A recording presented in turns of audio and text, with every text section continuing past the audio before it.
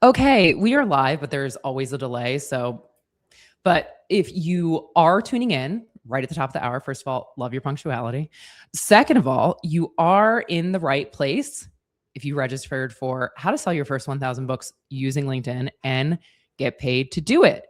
I am joined here by, I guess, this direction, Zach Lewis, who is a Chief Information Officer, Chief Information Security Officer. I got that. CIO and CISO. I'm just going to say that. Author of the book Locked Up, a conference speaker, a keynoter, a board member, a 40 under 40er. We're going to go through all of that with you in a little bit, Zach. But the first thing I always like to make sure of at the top of this is that people can see us and are here. So if you are tuning in, we want to know, where are you tuning in from? And maybe the furthest away gets a prize. Should we do the furthest away from you, Zach, or the furthest away from me? If you're shipping it, probably the furthest away from you. Okay, yeah. Oh, God, the shipping rate just went so far. I'm in the middle of the country, so that's not fair. You're pretty equidistant there. Okay. So yeah, please put in the chat where you're tuning in from. The other thing that we want to know is, this is obviously a LinkedIn Live for authors. And so the other thing I want to hear is where you're at in your author journey. Do you have the idea for a book? Are you writing a book? Have you published a book? Where are we in the marketing proposal for the book? Where are we in our marketing journey? So Annapolis, Maryland. I am from that area. Yay. Thanks, Michael. They could just be lying about their locations. We'll know if that's true. See your address, and we will know when we will fact check this. Okay, let's just take a little tally here. All right, here's where can you see the comments on your side, Zach? No, maybe I haven't looked. Okay, yes, I can. Okay, great. Let's run through this. Let's see. Annapolis. England's hi, Jim. Pretty far away. Which one? England. Oh, I think they might be in the running. Yeah, I think that's maybe our top so far. A lot of Floriders, a lot of it. ATL is here. Okay. Beacon, New York. Yeah, sorry. Sadly, you are very close. St. Louis. Oh God, all these answers are coming in. Portland. Book 4. Sorry, I'm jumping around. This is like whack-a-mole of me going through the comments. Kathy Love. Hey, Kathy Love. Do you see anybody that you know? Josh Porter. Okay, Josh Porter. I'm sorry, you totally don't win from furthest away because you and I are both in New York City, but I do love that you're here with me. VA, New York City, Minnie Wasserman. Hi, Minnie Wasserman. Okay, Kent, England. Yeah, that might Cheerio. That might be the furthest, I think. Unless we have an Australian, which sometimes I do get a rogue Australian that wakes up at 2 a.m. to do these. I think England might have it right now. Might be an Amsterdam in here. Someone says Amsterdam. This is where, Kate, you tell everyone that international shipping disqualifies you. Doesn't count. Sorry, guys. Sorry. Okay. All right. Finishing last chapter, currently writing. Amsterdam wins, so Stephanie Powell. LA, word vomit complete. 21K words, and now writing the manuscript. Bethesda, Maryland. Maryland sits so near and dear to my heart. I'm a Maryland native. Silicon Valley, and I got the property tax receipts to prove it. There it is. Bring it. Bring the receipts. I see your Silicon Valley property tax receipts, and I raise you New York City and New York metro area property tax receipts. Although you might have me beat. I don't know. California is pretty high too. Surface of the Sun, Catherine Preston. Don't you try and get. We're not sending anything there. Okay. Published more than 20 books. All right. Okay. I won't spend too much time reading through those because I do want to get to the meat and potatoes of today. But that is really exciting. I love seeing where everybody is from and also the variety of stages of book writing we're in. Zach, do you have another book on the horizon? Are you just happily post-published, or we're not breaking that news we're not breaking any news today? I'm sorry. That sounded like I knew something about Zach. I really didn't when I said that, by the way. We'll see what happens. But maybe, I don't know. Once they get you there, you can't get back out. They pull you right back in. I know. Those multi-publishing deals, they're like, hey, you were successful. Let's do it again. And as you all will hear today, Zach was quite successful. We'll do another webinar for that. Yeah, we'll do another webinar. Okay. So I just want to do a quick run through with you all of what to expect today. We're going to spend a lot of time talking through book publishing, book selling. We're going to talk to Zach about all of that. I'm going to reintroduce him here in a minute. As a reminder, if you just logged in, this is how to sell your first 1,000 books on LinkedIn and get paid to speak doing it, and even before you do it. So we're going to run through all of those. If you have questions, please, please, please put them in the comment section. Pam, who is my director of operations, is backstage and we'll be clocking them, but we won't answer them to the end because I want to make sure we get all of the great wisdom from Zach. And then we'll take care of Q&A at the end. Before we go to Q&A, I will spend 5 minutes talking about a program I have to help authors sell their books. I will not belabor that point. I will introduce it. I'll ask any questions you have, but rest assured, whether you do decide to enroll in that or not, this will be well worth your time today. You will walk away with a lot of good stuff. So having said all of that, let's jump right into the reintroduction of Zach. So as I said at the top of the hour, Zach Lewis is a Chief Information Officer, Chief Information Security Officer, a published author of the book Locked Up. He is a keynoter. He is a conference speaker. He is a board member. He's an award-winning 40 under 40 CISO. Just in general, 40 under 40 for the St. Louis area. Oh, just 40 under 40. He's just I did it. Of all of them, I was in there. He won it all around. And he is a former client and very current friend of mine, and we worked on his launch together. So the thing, and I was telling Zach this before the live, the reason I wanted him specifically to sit on this live and answer these questions is because he wrote a book in such a specific industry, cybersecurity.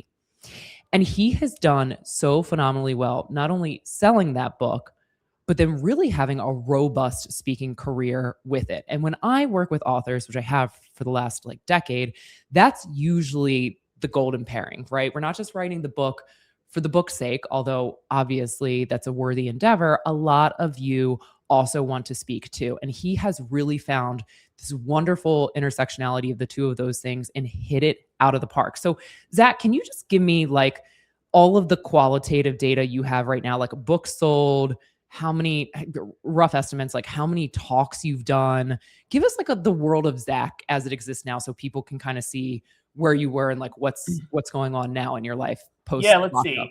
Sure. Books sold. I mean, I think we're crossing we've crossed the 1,500 threshold. I think we're going to cross 2,000 for the year, which the target was to hit 2,000. Talk wise, man, I've probably done a talk it feels like I've been on the road every other week since the book's pretty much launched and got traction. So it came out in January of this year, 26. And then, I don't know, it took off pretty quickly. Lots of copies started getting sold, and I was posting about it, writing about it up until the point it came out. And then, all sorts of vendors in the cybersecurity space, conference organizers would reach out. I'd already done some legwork, and we can talk about that. But yeah, I mean, I've probably done 20, 30 talks at least this year, traveling all over the place for it, much to my wife's chagrin sometimes. But yes. Your wife and 3 daughters? 3 daughters, yes. How does he do it? I guess the question quickly, is, get on a plane and get out of there. Gotta go. Yeah, you're out of there. Let me ask your wife how she does it. Actually, that's the more pressing question. Okay, so I'm going to start with some questions, and then again, you all please put yours in the chat, and we'll log them. My first question, and I like every author to start here, is what made you write a book about a cybersecurity attack? When you decided to write this book, what was your end game? What was your outcome here? Yeah, so me and the place I work had a cyber attack, a ransomware incident, which is what this story is about. Ransomware is when bad guys come in, they find all your data and your systems that hold that data, and they make it to where you can't access it anymore.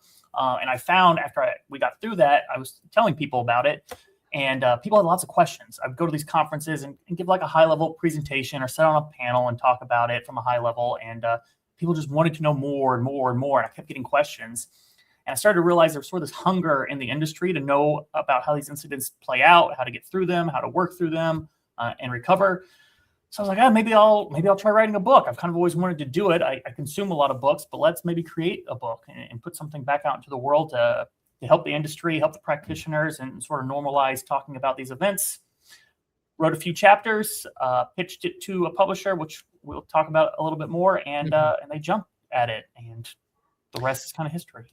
Okay, so that's my second question. So Zach published with Wiley, which for those of you who don't know, is a publisher that does a lot of these kinds of books, like business books, really. They specialize in that. I've had quite a few authors published with Wiley. How did you get to Wiley? Like, explain the path to publishing for me there. Did you have an agent? Like, were you aiming for traditional? Talk me through that. Well, so I'd never written a book before, and I had actually reached out to a guy. I wasn't sure if I wanted to ghostwrite to begin with or actually write a book. So I reached out to a guy who does book coaching, writing coaching. And I talked to him, and he was like, listen, I can coach you through how to write a book. I'll give you some tips. I have a guide and everything. So I worked with him and did the first 3 chapters. And he was talking to me, do I want to self-publish or do I want to go with a big box, publisher or whatever? And I wanted to get a publisher solely because I think it lent to credibility. I was new to the space of writing. I wanted a book that, with a name on it that people would be like, oh, he got published by a big box publisher, and this might be legitimate. Like, we'll see how that goes. So when we were getting ready to pitch to publishers, my coach was like, all right, who do you want to go to? Who's in the space? And I was like, all right, well, let me go to my bookshelf that has all these cybersecurity and business books on it, and just jot down a few names. And I had several from Wiley. There are a few other publishers on there, but Wiley was the one I targeted first just because I had so many books from them. Mm-hmm. So we went to their site. They have like a book submission form you got to fill out and give all this information.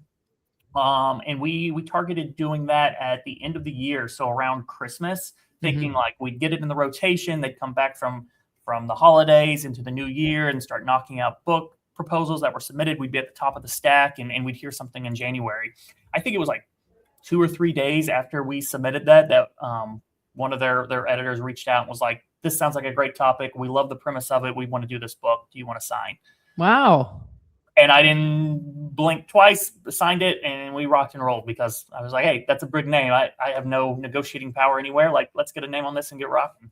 Okay, so speaking of negotiating power, obviously I'm not going to ask for figures here. Were you going for advance? Did they offer advance? Like, how did that go? Yeah, they did not offer an advance. I was not going for an advance. Yeah. I will say the book was never the money-making tool. Yeah. I wasn't expecting to make a lot of money from it, but I thought that the credibility, having your name on a published work would sort of highlight some of the speaking stuff we could do later, might position me better in the industry for a different job, a higher end job, get that visibility out there and sort of work the brand. And that was kind of, the goal behind the book was just having your name on a published book. Really. Yeah. It's so true. I always tell authors, you have to start there, right? Because your path to publishing and even the activities before you even conceptualize a book, if you want like a 6-figure advance, which by the way, can happen for people, a 7-figure advance, your strategy here is like totally different, right? It's totally different. You want to be going, a lot of traditional publishers will say, okay, if you want that kind of money, you need to be like Gen Pop, like almost like self-helpy in the general space. And in that regard, they're looking for hundreds of thousands of followers on what they would say is like Instagram. They consider that the most like culturally in the middle, like, if you will, like think of like mainstream pop music, that. But for the rest of us who are writing business books, leadership books, it's not that, like, you don't have to have 100,000, 200,000 followers. You had 3,000, like LinkedIn. I think I was just shy of 3 or just shy of 2, somewhere in there. Not many. Yeah, exactly. So you want to think about this, and Zach thought about it exactly right. And he thought about it long before we ever met and started talking, but it's like, what do I want this book to actually do? Okay, then that should inform A, my path to publishing, and B, the pre-marketing things I'm doing before that. That's a different thing. Okay. But I will ask this question right now only because it's pertinent to this conversation before we move on. All the other ones we'll get to. Don't worry, I'm tracking them. Sabina said, big question. Did you retain your IP? Yes. Yeah. Yes. Okay. There's the big answer. Okay. This actually goes into a reader question. This is my next one for you. Publisher support, Zach. How much marketing support did you receive from your publisher, and how much of the work landed on you, the author? Yeah, so the publisher helped with the designing of the cover for the book. So they got a lot of designs for me and let me pick what I wanted there. They designed the Amazon webpage, tips on how to get it linked to like Goodreads and different stuff like that. So it popped up in all those areas. All of the webpage information, description for Target and Walmart and Barnes & Noble. They actually did the work to get it in Barnes & Noble too. So they have some agreement there, and we were able to get it into 200 of like the 600 roughly Barnes & Noble stores on launch, which frankly, I probably couldn't or wouldn't have known how to do self-publishing wise. That is close to where the marketing work sort of ended. They've done some other little stuff for me. Like there's a cybersecurity Hall of Fame with a bunch of people who review books. Put them into like this Canon Hall of Fame for books. So we were able to send some stuff to them. They were able to send books to a few other people.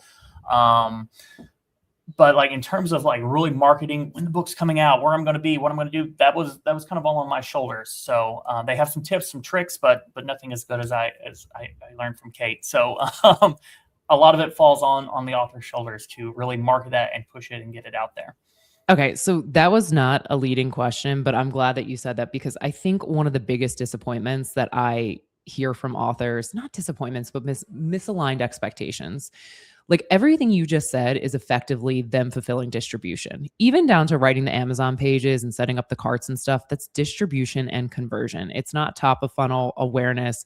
Yeah. You know, I was a fan of the show Younger. If any of you watched that, I was like, I won't go into the premise. If you know it, but they work at this like imprint. And I think a lot of TV and stuff, it's like, oh, I got a big book deal. And like, then the book publisher PR department like has me on the Today Show. And like, they are just opening their pockets to make me a thing. That is not how this works.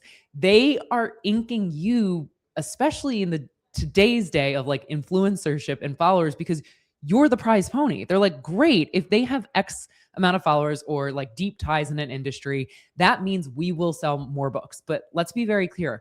Traditional publishers especially are there to edit the book, publish the book, cover, ISBN, getting it linked up into all the retailers and fulfill that. They are not there to then make you a star with their PR department. Like that just doesn't happen unless you're like Prince Harry. But again, they're sending you a $1 million advance because they're like, oh, great. Well, like the second he announces that, it's going to be a New York Times bestseller because everybody's going to rush to like buy it. So I want you all to hear what Zach says when he says that traditional is great. It does give people a credibility edge there. I think it still maintains that. And do not expect you're going to waltz in there and they're going to open the red carpet up from you from a marketing perspective. Your job is to not only write the book, but to sell the book and market the book. They do want to know, like when you fill out the form to pitch your book to them, they want to know like how many followers you have. They want to know like what my average views were on my LinkedIn page, on my social media pages, impressions on posts. Like they wanted to know that, and at the time it wasn't nearly what it is now, but information they want to have to make that decision. Yeah, because think about it, that's their insurance policy. They're like, great, if you have X amount of followers and statistically we know X amount of them will buy the book and like follow you anywhere, then this is going to be good for us in terms of distribution. The higher that follower number is, the more likely you are to get an advance or a like pretty hearty advance at that. The other thing I will say this, they love to know if you're going for like the big advance, which again is not a lot of you, but I'm just a fan of overeducating about all of this, is do you have withstanding media relationships? Because trust you and me, if you're like, I could get on Tim Ferriss's podcast tomorrow, like they're gonna ramp that up, because there's certain podcasts, like landmark podcasts like that, where it's just a book selling machine, podcast listening audiences. and book reading audiences are, that Venn diagram is very much almost a circle. Oh, well, this is a question that I will ask you right now, Zach. Okay. Zach, did you have any support with your marketing, or did you handle it all? With my marketing, as in like the place I work's marketing, no, I did not. I did it all by myself, and I mean, everything that you kind of showed me along the way and helped create. But yeah, all the posting, and still to this day, all of it is me, and it's a real labor of love sometimes. Zach, as we were joking about this before the call with my director of operations, who's backstage, as I mentioned, he's also just an executor. Like, we worked together and we laid out the entire plan for him to hit his goal, but he does execute quite well. And so if you know that about yourself, great. If you don't, like, start thinking about a VA now, because that will only help you. Okay. Next question. Let's talk about pre-sales, Zach. How important were pre-sales to your launch, and what specifically did you do to generate them? Oh man, pre-sales. So I started reaching out once the book was kind of like in the final stages. I got an advanced reader's copy from the publisher. I needed to start reaching out to all sorts of people. I wanted to get reviews for the back of the book, so we got early testimonials. I pretty much went through my contacts and were like, who's like the biggest names that I have connections with that might want to do this, and would just send them a note being like, hey, I'm looking for someone to read my book. I need just an early review that I can put on the back, a testimonial to what's in the book, show value. Would this be something you're interested in doing? You'll get a free copy of the book when it's out, but you also get your name on the back of a published book. So that's kind of cool. And I probably messaged, I don't know, 15, 20 people, ended up getting like 6 of those on the back cover. And then other people, just anyone I was connected to on social, just dropping them a line saying like, hey, I have a book coming out, really start posting about it. Hey, I have a book coming out. Here's the pre-order page. It'd be great if you would pre-order and leave a review. I set up I have a website I had set up with a link to buy the book. And then from there, I linked it to another service. So the people who bought the book, they would enter their email address to get my pre-release rewards, and then I could capture their email address and continue emailing them multiple times, a maximum of like 5 times or something like that. Just a reminder to, hey, read the book and review, hey, leave a post, hey, do this, just to try to generate reviews, because those early reviews in the first week, the first day to the first week of book drop, are super important. I think, let me look at I actually have some notes up that say I sold about 300 pre-orders the month before drop. So that was in December of 25. And then had another 300 in the first month in January. And those were the US numbers, not the international numbers, but there was another couple hundred throughout there. And then just kept scaling from that point on. But the biggest numbers were in the first quarter after dropping. And then it's fallen off a little bit unless I get big batches for conferences and stuff, but really critical there at the beginning. Okay. So I want to dive into a couple of things he said there. All right. For those of you who are on this call and you're like, I am publishing in 60 days, right? If you have not strategized your pre-orders, we are behind the 8 ball here. Okay. Pre-orders are so important to a book. And I'm going to talk about this in the dream version of this, and then bring it back down to a little bit more relatability. When somebody makes New York Times or USA Today or WSJ bestseller, it's almost always because they had a monster pre-order campaign. Okay.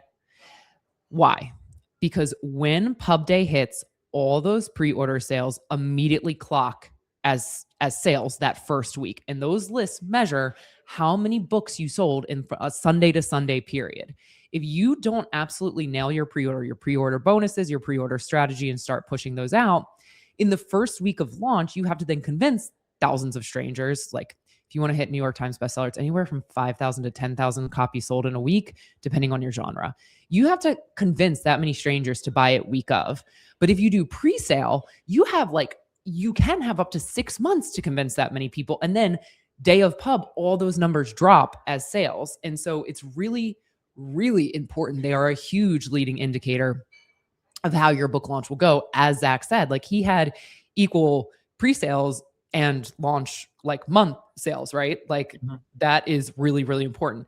And so when Zach and I worked together, part of our strategy was like, what is the pre-order going to be? And we decided on like the list for CISOs, right? Like things they need to go through to make sure like if a cybersecurity attack happened, they had run all of these pre-measures, right? That was the one. We had a 30, 60, 90, 120 day roadmap for someone either building a program or new in a role of what they should be doing. And we had the CISO's tools of the trade and things that they think every good program should have and why they should have them. Yes. And that is something else I want you all to hear is that Zach did not offer the first chapter of his book as a pre-order bonus. Okay. Unless you are, this is going to sound harsh, but I'm going to say it anyways. Unless you are like John Grisham and people cannot wait, like Colleen Hoover, for your next book and your first chapter, that is not moving the needle for people who are not necessarily aware of your book. You need to think about your pre-order reward as something that's going to help them immediately solve a problem they have. So Zach's, as an example, 30, 60, 90, 30, 90, 120 days roadmap for CISOs, like without even the book, there's context there of how you can start to solve a problem and harden. Is that the right word? Am I like so cybersecurity now? Okay. Oh, you're in. Harden your systems against these things. And so you really want to look at that as it is a standalone thing that can help, and that's going to drive those pre-orders. So I don't want to like fearmonger here, but some of you have been incommunicado with me in the DMs and you're like, yeah, I'm writing and I want to publish in a month. I'm like, have you said anything about it? Do you have a pre-order strategy? Do you have your ambassador set up? Do you have the vault of the rewards? To Zach's point, we created, a 5-part drip campaign that delivered the reward and then asked for reviews because those are so important. There is a lot of architecture you want to prop up here to turn this into a feedback loop so the book keeps selling versus just like the book is coming out, yay. And it sounds complicated, but with the right process, it's doable. There's just, you need to know how to bake the cake. Anything to add to that, Zach, from your perspective as an author? No. And I would say also just keep building your network during that time. So, and we might talk about this, but like I was connecting with other security practitioners, other CISOs in the space very heavily in the first, month of trying to generate interest. And I was posting every day about either the book or a topic related to the book and would max out my allowed connections in LinkedIn essentially every week to make sure I was going to get this stuff in front of the most people. I don't know how relevant that is anymore with how the algorithm works, and maybe it just gets in front of the right people regardless of whether we're connected or not. But I worked that for months, just connecting with them, and then started pivoting into news anchors and editors and conference organizers and event organizers and all different stuff. And then did like months of connecting with them specifically to feed them content as well. Cause I didn't just want the one-off people buying a book here and there. We also wanted to start targeting people who would buy in bulk. That's right. And you have done quite a bit of media around it locally, right? And maybe even I have been on most of the local news stations in person doing book promotions and talking about cybersecurity, which that has spun off into different areas where I sometimes go on now and it's not even about the book, which is still cool. I still work it in there, but lots of media appearances from that. And then tons of interviews from magazine editors, newspaper editors, blog post writing, all sorts of things that people want to get comments on. Fortune magazine to Inc. magazine and ABC News and all kinds of different stuff. So good. So you said something in particular there, I do want to kind of double click before we move on, which is he said, I don't know how important that is with the LinkedIn algorithm these days. So for those of you who have been following me for a while or just are kind of chronically online on LinkedIn, you have probably been made aware that LinkedIn is much more of an interest-based feed now, meaning you can't even count on your followers and connections to see your content. Some of them will, right? But before it was really connection-based first. You could kind of guarantee that your followers or connections would see your content. And now it's interest-based, meaning if you're interested in cybersecurity, if you're interested in publishing, if you're interested in stuff like that, then they might see the content more versus just your followers. Why is this important for the activities that Zach mentions? Well, a month ago, I zoomed in from just talking about LinkedIn and positioning and personal branding to specifically book sales, coming back to that because I ran an agency on it for a really long time. And the thing I tell people, it's like, if you have been on Instagram or TikTok and you watch one video about like being a toddler mom, right? That's my entire feed now. They just keep then serving it up to you. And LinkedIn is moving in the same way. If you read one or two posts, if you linger on them, if you start commenting on them, if you start adding a certain type of person to your network, you're basically making your LinkedIn feed an echo chamber. And so effectively in 3 weeks, my feed went from a lot of just like LinkedIn people to authors, publishers, media, all because of the things that Zach was talking about. I mindfully connected with them. I started engaging with their content. I started saving their content. Now my content is getting shown in that pool of people. It also matters because my profile has keywords about books and thought leadership, and so too does my content. So those three things really all have to be in alignment to start to get in front of the people who most want to read your book. If you stop scrolling on anything weird, you get more weird stuff. So just be careful. For like one day, I just think I clicked on like actors messing up, like Office, like bloopers from the show The Office. And now like 40% of my Instagram feed is just like bloopers, which I don't mind. It's like harmless, like lighthearted, easy to, but you got to be careful with that. You gotta be careful with that. Okay. Okay. So I want to keep going on the thread then of LinkedIn, and then we're going to back up to my question I was going to ask. What did you find most useful on LinkedIn? Perhaps that you didn't think would be, or you were surprised by, or something like that when it came to actually selling books? Like if you were to say, okay, when I think about everything I was doing on LinkedIn, this seemed to really move the needle. I mean, for book sales, it's hard to say for book sales. I started a newsletter on LinkedIn and started putting that out, and we have 1,300 subscribers right now, something like that. So from zero to that in a pretty short amount of time. And that's really just cybersecurity content every week, once a week. I talk about a story in the news. I have a lot of subscribers for that. I do a pitch for the book in there for people to grab onto and go. I think in general, though, for like LinkedIn specifically, wasn't so much about the book sales, but around getting speaking gigs and opportunities, which obviously is sort of a pivot from this to make some additional money, was posting about the book, content about the book, and something related to it and whatever's going on in the news. It could be a one-off post, it could be a newsletter, but that got vendors I might use at the university or cybersecurity companies or startups or different stuff to start seeing that. And I would have them reach out to me and ask, hey, do you want to come and do a paid dinner for us? Do you want to come and speak at this conference for X dollars? Do you want to do a company sort of retreat thing, and we'll bring you in and we want you to speak to our company? Those things have paid dividends. So I think just getting the right consistent content always coming out and have it be valuable in some way really moved the needle more than anything in terms of making money, not necessarily selling books, but that would be the big wow factor of LinkedIn. Yeah, I agree. Okay. So then, these questions they just lead right into one another. All right. So you just said something really important, which was in terms of making money, not completely related to the book. And I've even seen some chatter about this in the comments. So you have been speaking quite a bit since the launch and a little bit before the launch too. You shared a little bit of that, but I do want to just press in here, knowing it's such a big goal for all of us. How did those opportunities come to you? What would you tell an author who wants speaking to be a lucrative part of why they wrote the book? Like, give us I wish I would have known this. Here's what surprised me. Here's what I would have you do. Okay. There's a lot there.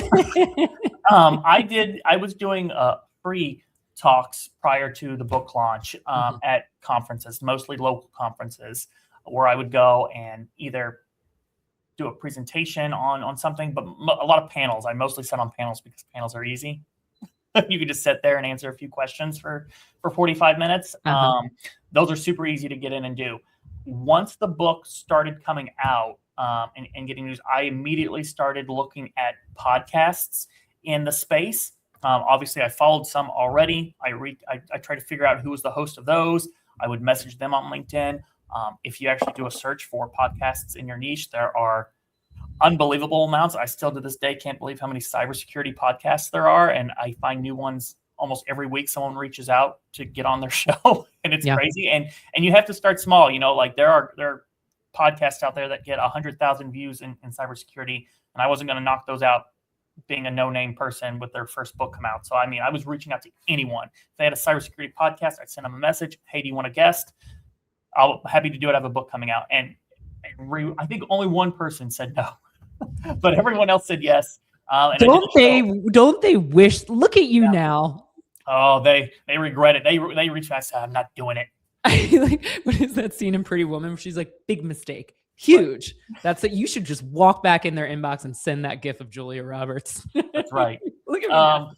So some of those, and listen, some of those had 10 views, 20 views on YouTube. Like they did not amount to hardly anything, but that also created content for you to post about. So you can link to that. Hey, we talked about this. This is a great thing. It's good for the podcaster. It's good for you.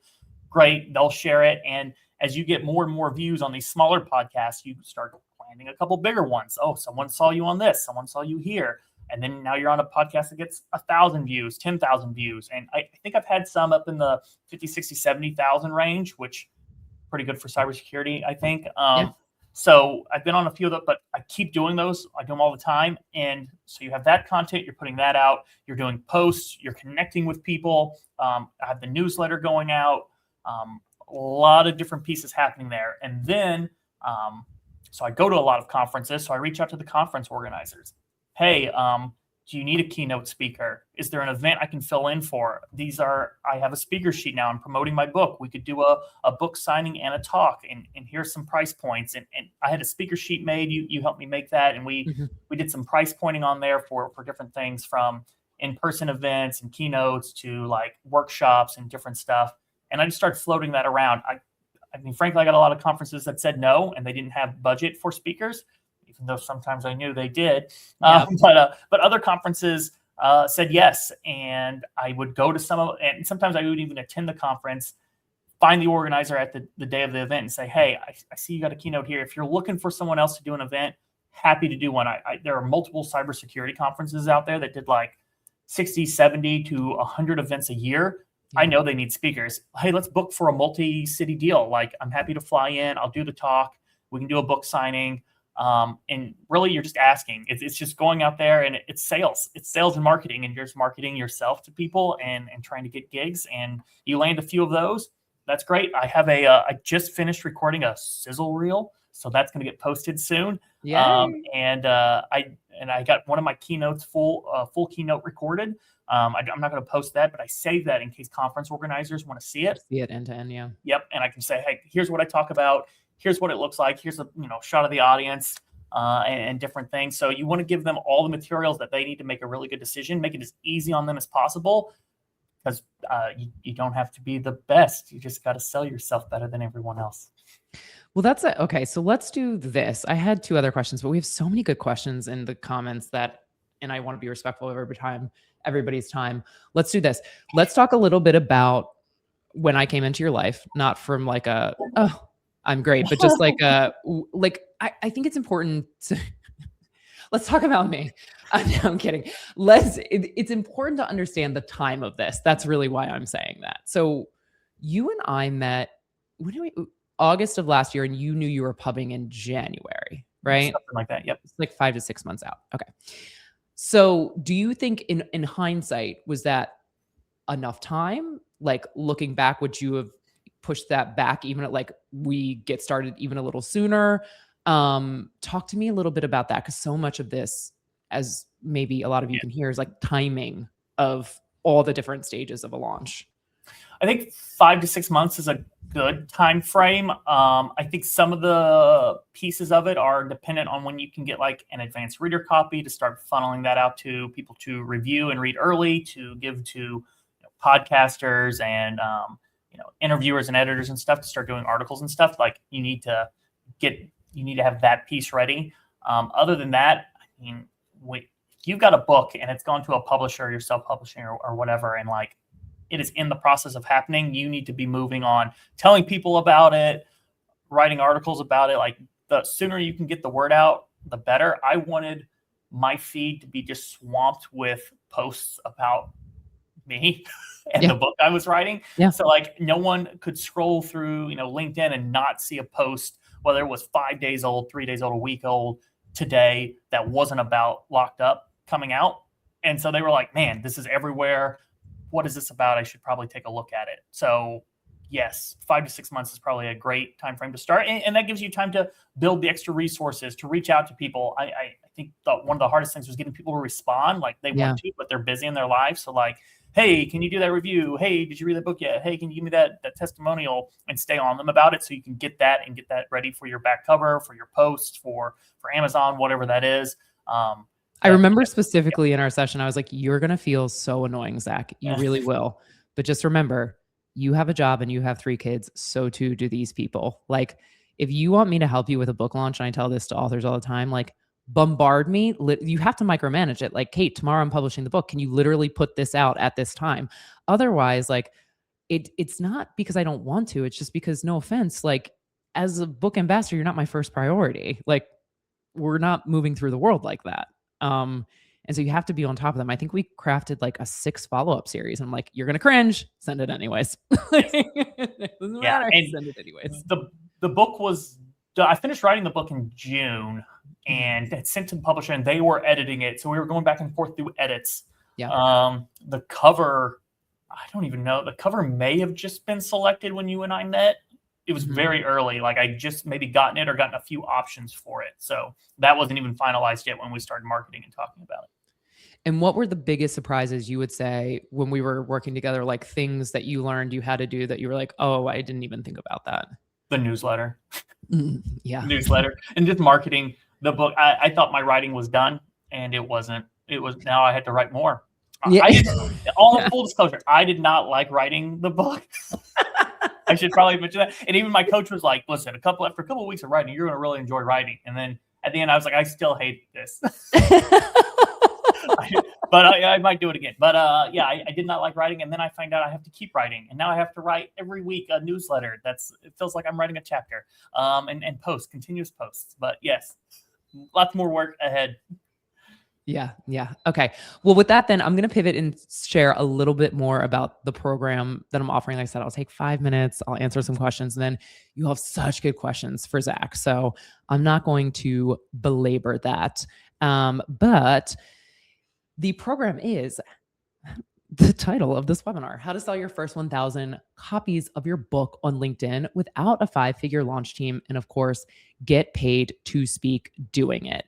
So what this is a live cohort. And I'm actually going to put up the QR code for you all if you want to check out the webpage for it. But what it is a live cohort. We are going to start August 31st.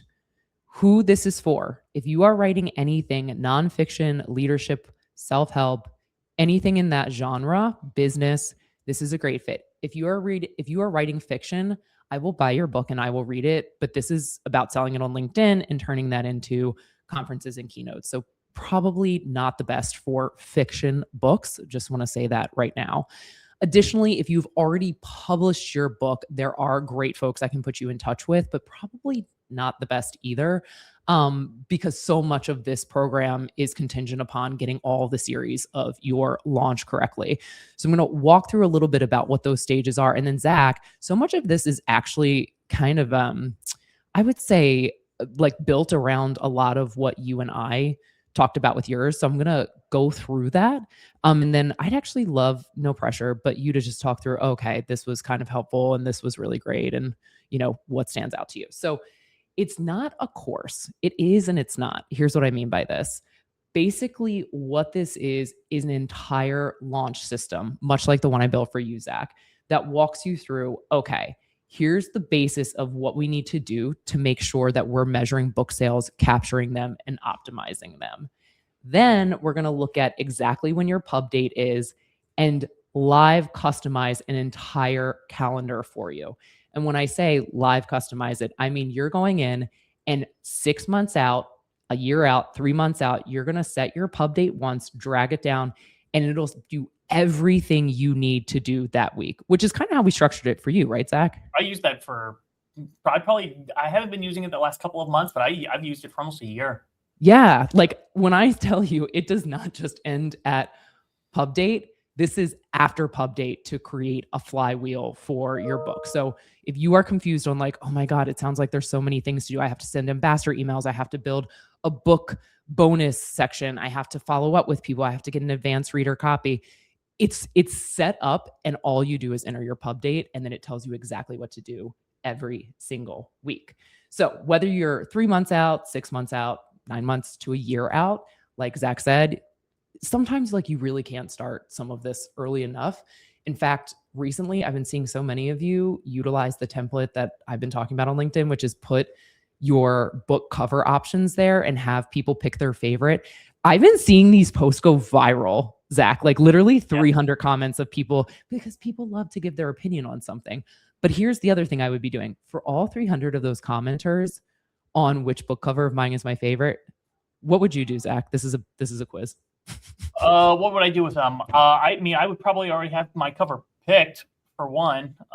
Well, that's the secret here. A lot of these people do. It's just like options. The options out there and let them vote.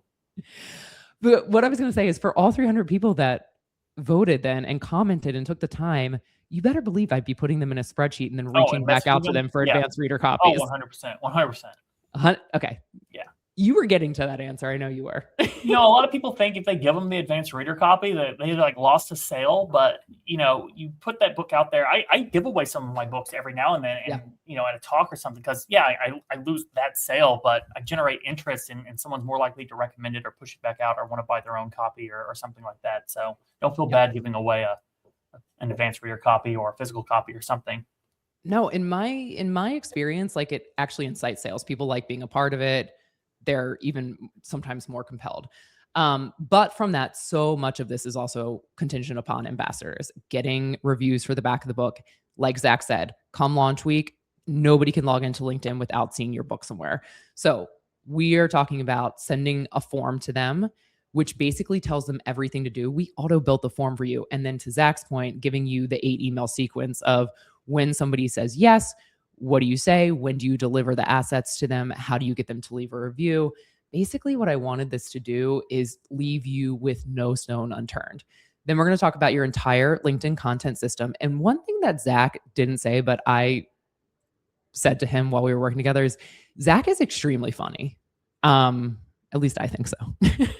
And part of really good content on LinkedIn is also leaning into that personality. So I remember like we were talking and you would put a picture of yourself in a bathtub, like talking about like data cleaning or something. Yeah. And you have this big homesteading like situation. And so you would post content about your dog getting bit by a copperhead, which like went pretty viral. And if you zoom out, you're like, how does this relate to the book? But it really did all build things up for you as an author and your author brand. Would you agree with that when it comes to like leaning into the humor or personality side of your content? Yeah, that was the hard part to get through it first, because I was trying to write it for LinkedIn, like very professional business sounding, and not putting enough of that character in it. And now it's there. But also I didn't like write about the dog getting bitten by a snake and being like, and this is why you have to protect your data. So I didn't tie it back to work. Like, you don't have to do that. It's just, hey, this happened. Like, let's generate some content. Let's get some views. Let's get, and it's not necessarily what I don't want to say it's like fake, but you're like out there and you're sort of like telling a story and you're making that connection, and you can have those humanizing posts every now and then that bring people to you. That's right. So it's a ratio. And we talk about all of that in content system. This can start even a year before your book launch. This is about setting up the newsletter, choosing a platform for the newsletter. I know a lot of you are like, do I do Beehive? Do I do Kit? Do I do LinkedIn? We'll get into all of that in Substack, how they all play together. And then the final one, which you and I worked on too, was really launching with a LinkedIn Live. And you had a good one. The live is fun. Yeah. And a lot of people sleep on LinkedIn Live, or they treat it like their book's birthday party, and they're not thinking about how to turn this into a really value-packed session that, oh, by the way, talks about my book. So talk to me a little bit about your live, because I always tell people it's like setting this up right and having a good run of show is one of the most important things you can do for launch. Yeah. So for live, I reached out to like 3 other CISOs in my space that I've done stuff with, either been on panels with or something before, and was just like, guys, I'm gonna, on this date, the book comes out, at lunchtime, I'm going to do a live. I'm going to ask you a couple questions about just the state of cybersecurity. I'm going to pitch the book. We're going to talk about ransomware since the book's about ransomware. And that's going to be it. You guys get some, screen time on this fun LinkedIn Live. Are you interested? And they were all down immediately. We're happy to help. And I think that really reinforces, like, go to your networks, talk to the people in your networks. There's probably someone out there that does audio visual. If you ever want to do like a sizzle roll, like I did, like I have a guy who goes out and he films music videos. And I was like, hey, can you just take a few clips of me and do like a video? Like and he said, yes. And most of these times these people want to help you. So you just ask them, they're more than happy to do it. I had a lady does the website. Can you help me with my website? Oh yeah. She spits out the website stuff. Like, oh, she was so good. I remember that was like a 2-day phenomenon. It looked great. Yeah, she crushed it. And so, like, you have people in your networks, you should use them. And then that becomes a touch point where you can be like, hey, here's a copy of the book, or can you write a review for this? And getting those early reviews were important. So the LinkedIn Live was good. And then the unboxing video. Do a video, unbox your stuff and let people see it. It's like just fun. It's like one of those golden oldies. Like when the book comes in, you got to unbox. I'm sorry, it just has to happen. So all of that is in content system, like literally A to Z book promo guys. You plug and play. Not in a way that like detracts your personality, but you're not, like he said, the unboxing video, the cover video, the live, this is all mapped out for you based on pub day. And then finally, and then we'll go into Q&A, bonus tools, really important. We're going to talk about getting bulk leads, how to package them. Like Zach said, we put together packages for his speaker sheet so we could work within budgets and really go out to these conferences in a really clear manner. The script for those bulk orders, the scripts for reaching out to people to speak, putting all of that together and packaging it, and the pre-order planner with pre-order bonuses. This is really how you start to seed early interest and then take that book like Zach has and turn it into, okay, now I have a pretty lucrative and booked and busy speaking career. So all of that we're going to learn together. Again, you will have access to this forever. And then every part of this has a training video, but then I'm going to actually work with you live over the course of September, really. So we start August 31st and we end October 2nd. So there'll be live coaching calls. I'll be able to look at your space, edit, you'll get group voting. I'm going to say this, and it's not a sales gimmick. This is our first cohort for this. So I am doing beta of $500. Mark my words, it will never be $500 again. It is beta. That is not a sales tool. We want feedback. And more than that, I know that everybody who goes through this will sell a lot, and I really want the case studies. So Zach, don't be mad. I know that you paid more than that to work with me one-on-one, but we're going to practice on how to sell 2,000 books on LinkedIn. That's right. That's right. So if you want to get into that, all you have to do is hold your cell phone up and hit that QR code. Pam, did you put the link to the sales page in the comments? No, we will do that. But let's get into not a malicious here. QR code. It is safe. Yeah. What's that? It's not a malicious QR code. Yeah. No. We have a CISO here. I'm not here to fish or spam you. Okay. We did that one. Okay. Traditional publisher. We did that one. My question is very specific, says Marcy. Zach, my book title resonates with, or maybe this is for me. I don't know. We'll hear. My book title resonates with individuals, but companies are scared off by it. And Amazon won't let me advertise because the title is My Boss is a Bitch, Changing the Paradigm of Female Leadership. Ooh, okay. So is the question like, how do we skirt this? This would be my thing here specifically. My Boss is a Bitch, Changing the Paradigm of Female Leadership. First of all, I think it's a great title. Second of all, who I don't think will be as frightened by that are associations. Like I work with an association called Women in Revenue. They wouldn't be afraid of that at all. Companies may. But I do not think some associations would be. And so I would probably target those specifically, and then really focus on leaning into that, because right now LinkedIn is a place where if you have a spicy take like that, you're going to go places. Like I would lean full into some of that. That's a short answer to a longer question, but I would, from the bulk side of things, look at associations, and on LinkedIn, like I wouldn't hide from it. I would go full court press on it because the algorithm is such that, and people are so tired of AI slop, they're going to respond to some of those like hotter takes. Zach, anything to add there?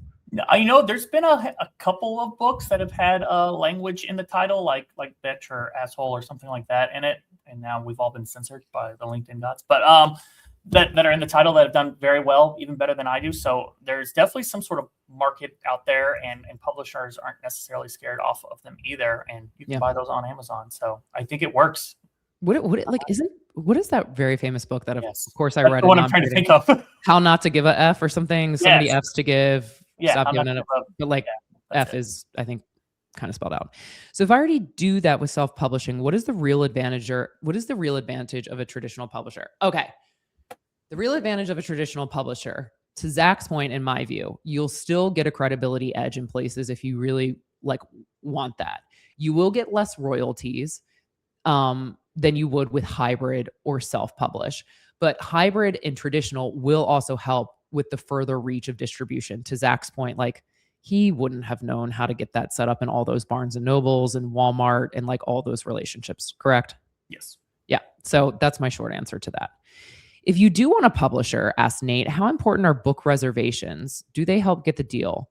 Does that mean pre-orders when you say reservations? I would just need a little clarity on that. Ellen wants to know, can you speak to how best to translate media appearances, social media posts into book sales? Do you make a specific pitch for that when you're on the media, Zach? Or they kind of is naturally something that happens?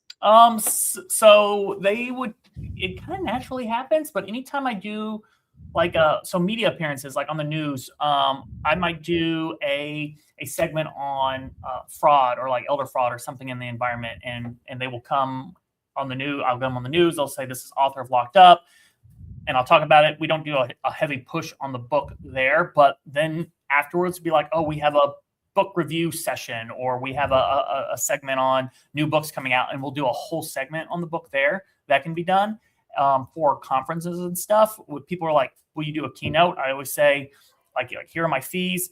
I'm happy to deduct the price of that fee some if we want to do a book order as well. And you can negotiate that. I have actually done some speaking gigs where I didn't necessarily get paid, but sold, 200-300 books at it. And I waited out as that's okay, because they didn't have money to just pay a speaker, but they had budget for books or training. And sometimes the way companies allocate funds is differently. So just work within what you're comfortable with. But I almost always do a pitch anytime I'm doing a conference or an event and be like, do you want to do a book signing? And a lot of the time they do.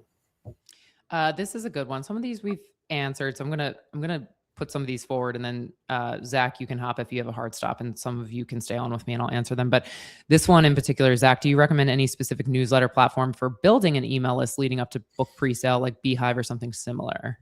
I just use LinkedIn newsletters and do all my stuff on LinkedIn. It's the only social media I have. Yeah, I get into this in the program a lot because there's pros and cons to each. There are pros and cons to each. Beehive has pros, Substack has pros, LinkedIn, it's a given to me. That's not an either or. That's a LinkedIn and what other one are you doing if you want to do another one. But it's a little nuanced, and that's not like a tease. That's more of it's a longer conversation. It's very contingent upon what you're out for. But yeah, if you're already posting on LinkedIn, like I said to Zach and a lot of my authors, do the newsletter there. It is still at a spot where there is more demand than supply if you write a good newsletter, and you will get readers on it. Okay, Edgar had some questions about pre-orders.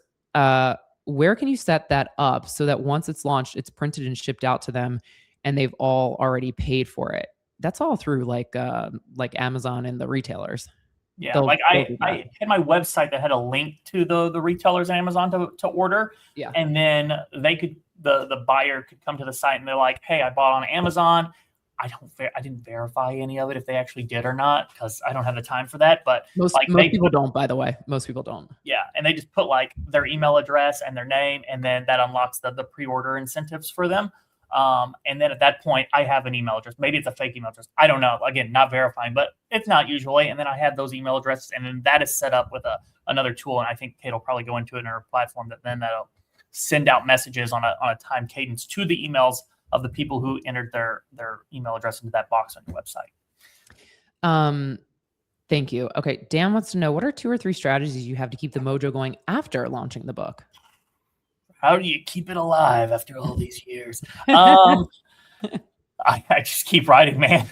I get a lot of daily updates on stories happening in the news or around things I'm interested in. If there's one that really fits in my niche, whether it's about Lockbit ransomware groups or ransomware cyber attack, like I just save it into a folder. And then when it's time to write a LinkedIn post, I take it and I read through it, and then I expound on that a little bit in the newsletter. All the events I'm going to, all the works in different magazines and articles and blogs that are getting written about me, I save all those. And then I'll make a post about that, make a post about my travels, make a post about speaking at an event. I was like, I'm doing a LinkedIn Live with Kate coming up. I think I did a couple posts on that. I'll probably do one after this. You do pre and post posts about anything going on. I mean, you can make content just about anything.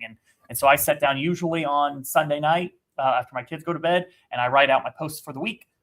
And that is usually fixed for 5 days of content, and only changes unless something really newsworthy breaks. But I just try to turn it out all at one time. I'm going to end then with this and a question. So it's so important, to Zach's point, that you also keep reporting on your own book selling journey. So Zach, when you do hit 2,000, you should write a post about that. I've seen an author just hit 10,000 copies 2 years after pub, which, by the way, is that's phenomenal, phenomenal. And every time he hits the next 1,000 or couple thousand, he's going to post about it, and just reminds people like, hey man, not only did I write a book, but it's selling and people want it. And I'm out here doing things about it, which brings me to the last question, the end note for this, which Claudio said, isn't it true that frequently a book is a loss leader to other high paying opportunities like consulting, training, or speaking gigs? Yes. The fact of the matter, and statistically speaking, most books will never sell 1,000 copies in their lifetime. And that is exactly why I actually named the program How to Sell Your First 1,000 on LinkedIn, because if you do get to that threshold, you are actually in the 3% of authors, maybe even smaller. And the things that will compound off the back of that momentum, as we've heard from Zach, keep growing like compound interest. So yes, oftentimes people see the book as a loss leader, but it doesn't have to be that way. And my whole thing is, if you hit that critical minimum, everything that you then mentioned, Claudio, off of that, speaking, training, consulting, just gets compounded to another level. So it's really important. When I work with authors, it's we're going for 1,000. That is the minimum threshold to me, because everything else will just amplify. Any closing words from you, Zach, on that? No, I think that's right. What did they say? Shoot for the moon, miss, you land on the stars, or something kind of yeah. Like that. We're going. We're going to the moon all the way. He said he hates writing, guys, even though he does it every day. Okay, this is this. Please join me for this cohort. I will be happy to dive into all of this with you all. Zach, thank you so much for your time. Everybody, thank you for your great questions. And I will see you on the feed. Bye.